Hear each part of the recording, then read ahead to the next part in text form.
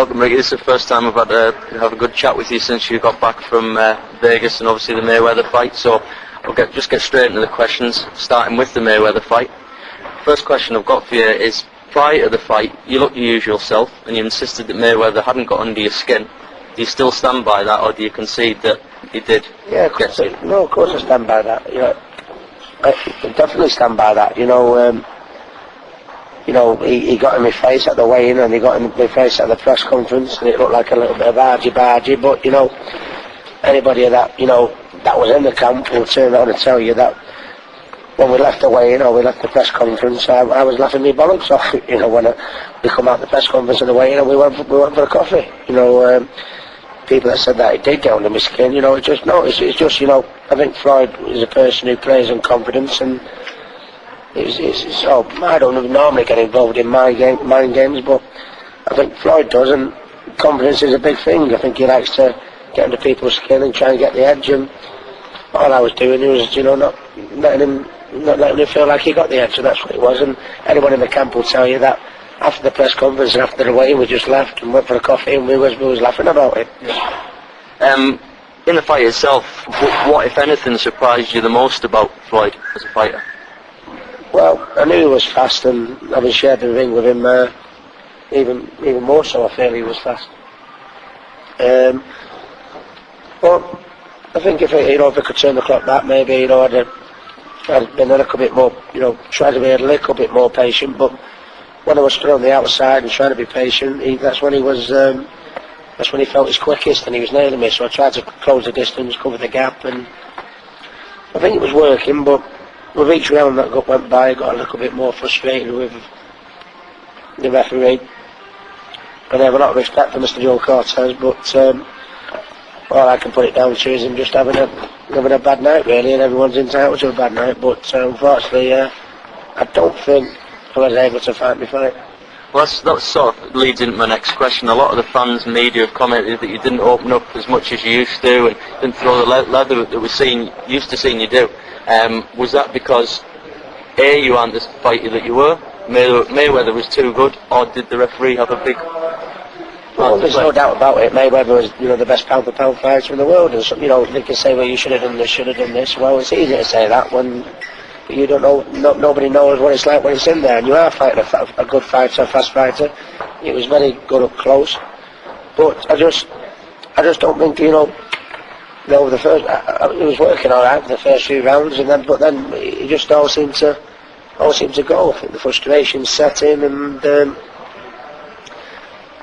that was that basically. I just started getting frustrated at the referee, and I got to the stage where I was scared of hitting him because every time I went to hit him, I felt like I was going to get a warning, and maybe that's exaggerating it a little bit, but really, that's the way it went. Really, that's how I felt in there, and it's hard to get into your usual rhythm when you're not given a chance to get into your rhythm. Having obviously shared the ring with him, and it might sound a daft question, this, but do you still feel he is the best pound-for-pound fighter out there, or did you see people like Cotto beating him? No, I think without doubt he's the best pound-for-pound fighter. I think he'd probably hate to admit it because I have a lot of respect for Oscar De La Hoya, but he'll probably say he'd probably beat Oscar in a rematch, and I think he would beat Miguel Cotto. I can't be any more impressed with him after sharing the ring with him. He deserves to be the best pound-for-pound fighter in the world, but I'd like another fight with him, to be honest with you. I'd just like a fair crack of the whip, as they say. I just don't think I've got a chance to. I think the referee allowed Floyd to fight his fight, not my fight. You accommodated him by going up to 147 and challenging him. Obviously, if you got the rematch, would you like, if it was possible, at 140? Well, yeah, obviously I'd love that because that's my natural weight, but Floyd's, you can't take away from him. Floyd is the best pound-for-pound fighter in the world, and the best pound-for-pound fighter in the world doesn't need to come down to 140 to fight a fella he's already beat. I'm man enough to admit that. It's my understanding that after the fight, Floyd invited you for a coffee a few days after the fight, and obviously you weren't able to make it. Is that something you see yourself ever being able to sit down and have a natter with Floyd? Yeah, definitely. I think we're from different walks of life, and we are very, very different. But And I don't think, because of that fact, we probably won't ever be best buddies, but I mean, I can't speak more highly of the man, he went up in, before the fight, obviously, I think his comments acknowledge what I thought of him, but, after the fight, he redeemed himself in my eyes, he acted like a true champion should be, he was very complimentary, and he, the way he acted before the fight, after beating me, I thought he'd have milked it for all it's worth type thing, and he didn't, No. that's a good champion. Yeah, I agree. He said that one of the things he said was after the fight, Ricky Hatton fans would be Floyd Mayweather fans, and I think he probably did get a few that night. Yeah, by the way, actually, because he beat me, and I mean, I can go on about, hindsight's a wonderful thing, and there's always hundreds of things you could have done better after.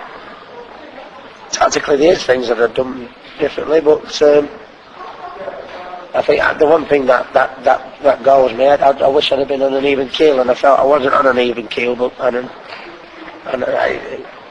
it hurts me to say it because I have a lot of respect for the referee, but I think he had a dreadful night, and it's all well and good, Sometimes when you get beat, you look for things to blame, and say, oh, am I looking for something? Am I looking for something to blame it on? But I mean, dozens upon dozens of people have said the same things to me, so I know I'm not right in the sense in saying that the referee just had a bad night, really, and I think that's, even if the referee had had a good night, I'd have still been up against it because Floyd is who he is, he's the best, but I would like another crack at him, but because of, I don't think I got given a fair deal. Just final thing on the whole Mayweather fight, etc. The build-up to it, it was, you're used to press coverage, etc. But it was on another level this time. And did it ever feel like it was getting too much? No, it never got too much. I've